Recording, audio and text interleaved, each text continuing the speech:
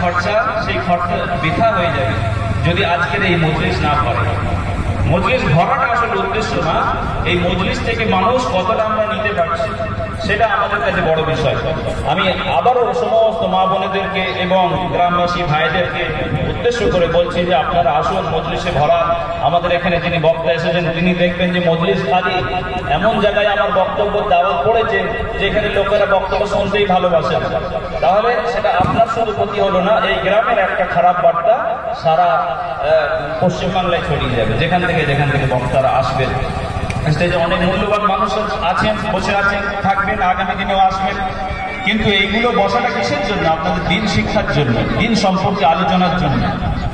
কিয়ামতের দিন আল্লাহ তাআলা যখন জাহান্নামীদেরকে জাহান্নামে ফেলবেন, তখন জাহান্নামের যে দরওয়ান থাকবে, যে গার্ড থাকবে, সে জিজ্ঞাসা করবে যে তোমাদের কাছে কি দিন পৌঁছানোর কোনো লোক আসেনি? কোরআনে আল্লাহ তাআলা বলছেন, কুল্লামা উলকিয়া ফিহা ফাওজুন সাআলাহুম খাজানাতুহা আলাম ইয়াতিকুম নাযীর, যে তোমাদের কাছে কি দিন পৌঁছানোর কোনো লোক আসেনি? তখন তারা বলবে যে হ্যাঁ এসেছিল, কিন্তু আমরা গ্রাহ্য করিনি সেগুলো। তো বলে যেমন গ্রাহ্য করনি, এবার জাহান্নামে তোমরা যাও। তো ভাই সময় হাত থেকে বেরিয়ে যাবে, আর সেই সময় কিন্তু আর কোনোদিন ফিরে পাবো না। কিয়ামতের দিন মানুষ এক একটা সেকেন্ডের জন্য, এক একটা মুহূর্তের জন্য সে আফসোস করবে যে আল্লাহ ওই সময় যদি তোমার একটু আমি জিকির করে নিতাম, একবার সুবহানাল্লাহ বলে নিতাম, একবার আলহামদুলিল্লাহ বলে নিতাম, বা কোনো দিনই মজলিসে বসে দিনই কথা শুনে নিতাম, তাহলে আমার এই ঘাটতিটা পূরণ হয়ে যেত। আমি আরো পদমর্যাদা পেয়ে যেতাম, জান্নাতে আমার দরজা আরো আল্লাহ তাআলা বুলন্দ করে দিতেন। কিন্তু সেই সময় আফসোস করে আর কোনো লাভ হবে না। মানুষ কিয়ামতের দিন কঠিন পরিস্থিতিতে নিজের আঙুল চিবাতে পুরো আঙুল প্রায় চিবিয়ে ফেলবে। সে বুঝতেই পারবে না যে এমন কঠিন মুহূর্ত, সেই মুহূর্তে সে সব কিছু ভুলে যাবে। তাহলে সেই মুহূর্ত আসার আগে আমাদেরকে কিন্তু ভাই প্রস্তুতি নিতে হবে। আমরা এই প্রতিষ্ঠানকে যে কষ্ট করে তৈরি করেছি, এই গ্রামবাসীর যে অবদান, তালিমুল কোরআন মহিলা মাদ্রাসা, এটা 2016 সালে তৈরি হয়েছিল। তখন এক ধরনের ভাড়া ঘরে প্রতিষ্ঠানের সূত্রপাত হয়। সেখানে কিছু মানুষ ইয়ার্কি করে আলোচনা করতে করতে যে কিছু একটা করবো, তো কারো মুখ থেকে আল্লাহ তাআলা বলিয়ে দিয়ে যে একটা মাদ্রাসাই করা যায়, যেখানে মেয়েদেরকে খাস করে বয়স্ক মহিলাদের জন্য আমরা একটু দিনী শিক্ষার ব্যবস্থা করি। আর এই বলাকে বলা আল্লাহ তাআলা কবুল করে নিয়েছে।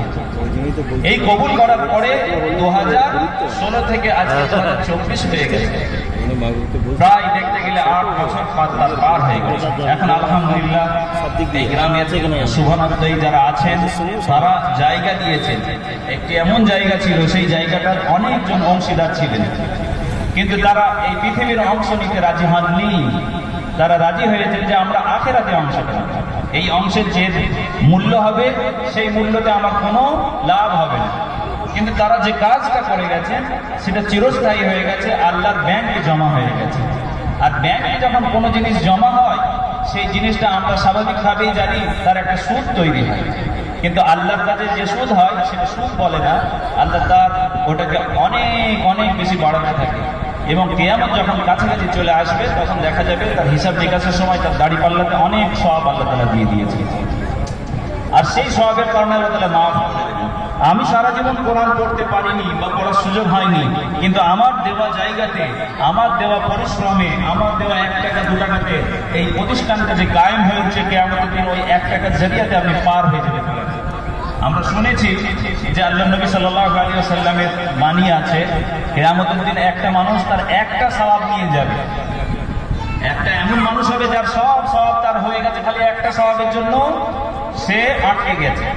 মানুষের দ্বারে দ্বারে ভিড়বে যে আমাকে একটা সওয়াব দিয়ে দাও। তার আব্বার কাছে যাবে, তার মায়ের কাছে যাবে, তার আত্মীয় স্বজনের কাছে যাবে। সকলেই বলবে আমার পৃথিবীতে কেউ আত্মীয় স্বজন ছিল না।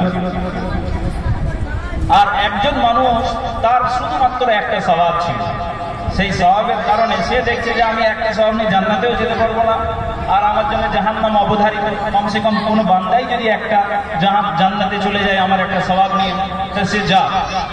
এই একটা সওয়াব যখন সে দান করে দেবে, তখন কিন্তু আল্লাহ তাআলা তাকে জান্নাত যখন দেবে, তখন জিজ্ঞাসা করবে যে এই সওয়াবটা তুমি কোথায় পেলে।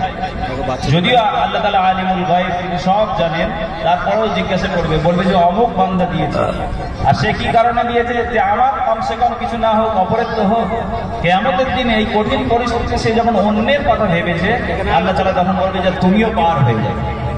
বলার বক্তব্য হলো যে আপনার একটা সওয়াব আল্লাহর কাছে কবুল হয়ে গেছে। আমি সারা জীবন ইবাদত করলাম, আমল করলাম, ভালো কাজ করলাম, নামাজ পড়লাম, রোজা রাখলাম, কিন্তু দেখা গেল আল্লাহর কাছে আমার কোনো আমলই কবুল হলো না, আমার ইখলাসের অভাবের কারণে। আর যখন এটা কবুল হবে না, তখন সমস্ত মেহনত বৃথা হয়ে যাবে। আর কোনো একটি কাজ যদি ইখলাসের সাথে করা যায়, তাহলে আল্লাহ তাআলা চাইলে সেই কাজটাকে কবুল করে আপনাকে জান্নাতে পাঠিয়ে দেবেন। আল্লাহ নবী সাল্লাল্লাহু আলাইহি ওয়াসাল্লাম একদিন বললেন যে কোনো মানুষ তার আমলের কারণে জান্নাতে যেতে পারবে। ভালো করে শুনুন, যে সমস্ত মা বোনেরা বাড়িতে আছেন এবং যে সমস্ত ভাইরা এখনো পৌঁছাতে পারেননি, আমাদের মাইক যেখানে যেখানে গেছে আওয়াজ আলহামদুলিল্লাহ পৌঁছাচ্ছে, সেই আওয়াজটার মাধ্যমেই শুনুন যে কথাটা আমি বলতে চাইছি। তো আল্লাহ নবী সাল্লাল্লাহু আলাইহি ওয়াসাল্লাম বললেন যে কোনো মানুষ তার আমলের কারণে জান্নাতে যেতে পারবে না। সাহাবারা জিজ্ঞাসা করলেন যে নবী, আপনিও কি আপনার আমলের কারণে জান্নাতে যেতে পারবেন না? উনি বললেন যে না, আমিও আমার আমলের কারণে জান্নাতে যেতে পারবো না।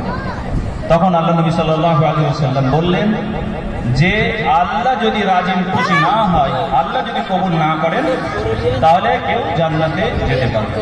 তো ভাই, বলার বক্তব্য হলো যে আমাদের আমল আল্লাহর কাছে কবুল হতে হবে। সেই কবুলিয়ত যদি আমাদের মধ্যে না থাকে, তাহলে কিন্তু আমাদের জান্নাত যাওয়া বন্ধ হয়ে যায়। আজকে মাদ্রাসা তালিমুল কোরআন মহিলা মাদ্রাসার যে জলসা হচ্ছে, এই জলসার একটা উদ্দেশ্য আছে, মানুষ কোরআনের দিকে এগিয়ে আসুক, মানুষ কোরআন বুঝুক, বাচ্চারা বুঝুক, মায়েরা আজকে যারা বয়সের একটি সীমায় পৌঁছে গেছেন, কিন্তু তাদের জন্য যে এই সুব্যবস্থা হয়েছে, যারা করেছেন তারাই কিন্তু জান্নাতি হবেন, এবং যারা আজকে উপস্থিত আছেন তারাও জান্নাতি হবেন। তার কারণ হলো হাদিসে আল্লাহ নবী সাল্লাল্লাহু আলাইহি ওয়াসাল্লাম বলেছেন, খায়রুকুম মান তাআল্লামাল কুরআনা ওয়া আল্লামা। তোমাদের মধ্যে উত্তম ব্যক্তি সেই যে কোরআন শেখে এবং অন্যকে শেখায়। কোরআন শেখার যে ব্যবস্থা, সেই ব্যবস্থাপনার কারণেই কিন্তু সে জান্নাতে যাবে। আমাদের বক্তা সাহেব এসে গেছেন, ইনশাআল্লাহ উনি বক্তব্য দেবেন। তার আগেও কয়েকটি কথা আমি বলে নিই হযরতের অনুমতি নিয়ে। আজকে তালিমুল কোরআন মহিলা মাদ্রাসার যে জলসা, সেই জলসার এই উদ্দেশ্যের কথা বলতে গিয়ে আমরা কমিটির কিছু মানুষ চিন্তা ভাবনা করেছি যে শুধু কোরআন পড়ার মাধ্যমে আমাদের বাচ্চাদের সার্বিক উন্নতিটা হবে না। তারা স্কুলে পড়ে, কিন্তু কোরআন শুধু রিডিং পড়তে পারে। এই কোরআন রিডিং পড়ার মাধ্যমে ইসলামের যে ফরজ আছে, তালাবুল ইলমি ফরিদাতুন আলা কুল্লি মুসলিম, প্রত্যেক মুসলমানের উপরে ইসলাম শিক্ষা করা অপরিহার্য, সেই ফরজটা পূরণ হবে না শুধু রিডিং কোরআন পড়তে পারলে। সেজন্য দারুল উলুম দেওবন্দ মাদ্রাসার আজ থেকে প্রায় 1955 সালে তারা সিদ্ধান্ত নিয়েছিল যে দ্বীনি তালিমের ব্যবস্থা করতে হবে। কমসে কম যে ফরজ, যতটা ইলম শেখা দরকার, সেই জ্ঞানটা যদি আমরা শিক্ষা বাচ্চাদেরকে না দিতে পারি, আল্লাহর কাছে আমাদেরকে পাকড়াও হয়ে যেতে হবে। এবং সেই জ্ঞানের কথা মাদ্রাসাগুলোতে যেটা আছে, সেটা ফরজে কিফায়া হয়, সেখানে সকলের পক্ষে পড়া সম্ভব না।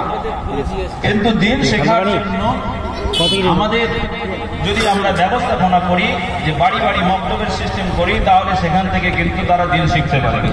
এবং সেই দ্বীন শেখার মধ্যে থাকবে কোরআন শিক্ষা, তার মসলা মসাইল শিক্ষা, কোরআনের প্রয়োজনীয় হাদিস শিক্ষা করা, এবং প্রয়োজনীয় মসলা মসাইল শিক্ষা করা, দোয়া দরুদ শিক্ষা, এবং তার সাথে খাবার আদব ইত্যাদি শিক্ষা করা আমাদের জন্য এই চিন্তা ভাবনা করে তারা বই গঠন করেছে।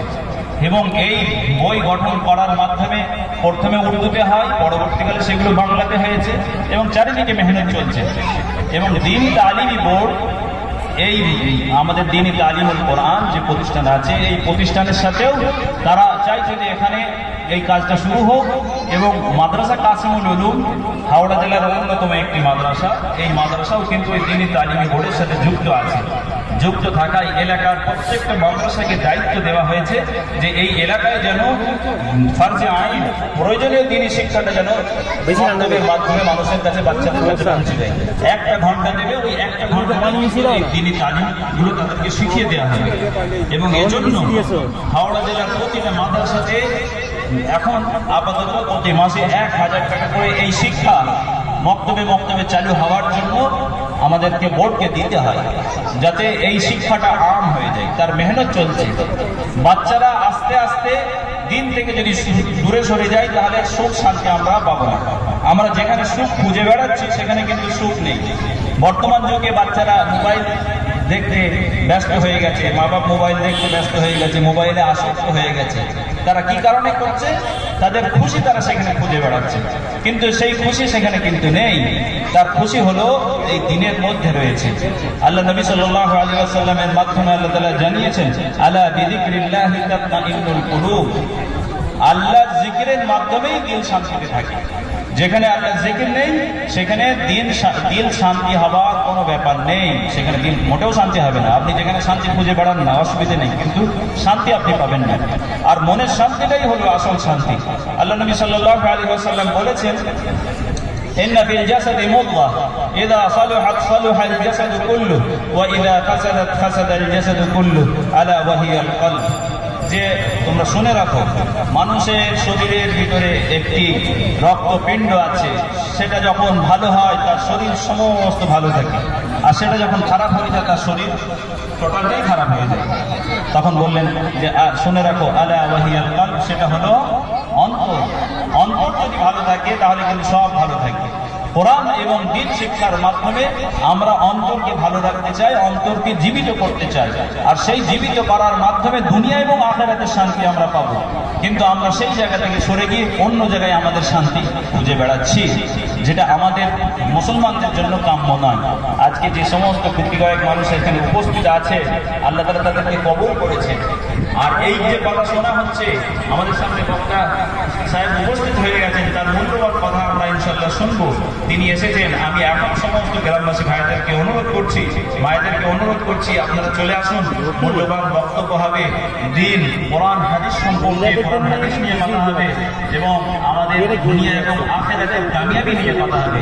সেজন্য আপনারা বাড়িতে না থেকে চলে আসুন এবং অতিথিকে সম্মান জানান। এখানে উপস্থিতির মাধ্যমে আমাদের অতিথিকে সম্মান জানানো, ওলামাদেরকে সম্মান জানানো। আর ওলামাদেরকে যদি আপনি সম্মান জানান, নবীকে সম্মান জানাতে হবে। আল্লাহ নবী সাল্লাল্লাহু আলাইহি ওয়াসাল্লাম বলেছেন, আল উলামা ওয়ারাসাতুল আম্বিয়া ফাইনাল আম্বিয়া লা ইউরিসু দিনারা ওয়ালা দিরহামা। যে ওলামারা হলো আল্লাহ নবীর ওয়ারিস, আর তারা দিনার দিরহামের কোনো ওয়ারিস করেন না। তারা হলেন জ্ঞানের ওয়ারিস করে দেন, উত্তরাধিকারী বানিয়ে দেন। তো সেই ওলামাদের উপস্থিতি এখানে আমাদের হুজুররা এসেছেন, তাদের বক্তব্য শুনবো, তাদেরকে সম্মান জানান। দুনিয়া ও আখিরাত আপনার ভালো হয়ে যাবে। কেন কোরআনে আল্লাহ তাআলা বলেছেন, ইয়া আইয়ুহাল্লাযীনা আমানু তাকুল্লাহা ওয়া কুনু মা'আস সাদিকিন। হে ঈমানওয়ালা মানুষেরা, তোমরা আল্লাহকে ভয় করো এবং নেক লোকেদের, সত্যবাদী লোকেদের সাথে থাকো।